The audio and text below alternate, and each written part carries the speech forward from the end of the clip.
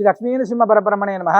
April 30వ తారీఖు అక్షయ తృతీయ, అత్యంత విశేషమైనటువంటి శుభదినం. అనంత ఫలితాలను అందించేటువంటి అద్భుతమైనటువంటి రోజు అక్షయ తృతీయ. గోవింద కల్పవృక్ష నరసింహ స్వామి వారి యొక్క దివ్య సన్నిధిలో అత్యంత వైభవంగా వరాహ లక్ష్మీ నృసింహ స్వామి వారి హోమం, అదేవిధంగా లక్ష్మీ కుబేర హోమాన్ని నిర్వహిస్తున్నాం.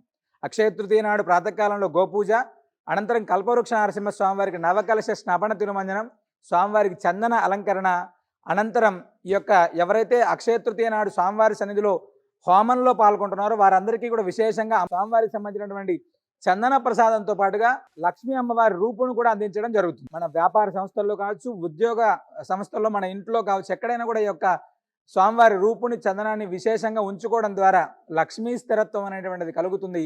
అలక్ష్మీ దోష నివారణ జరుగుతుంది. భద్రాద్రి దివ్యక్షేత్రంలో ఉన్నటువంటి కల్పవృక్ష నరసింహ స్వామివారి సన్నిధిలో జరిగేటువంటి అక్షయ తృతీయ వైభవంలో పాల్గొనండి. స్వామివారి యొక్క పరిపూర్ణ అనుగ్రహానికి పాత్రలు కండి.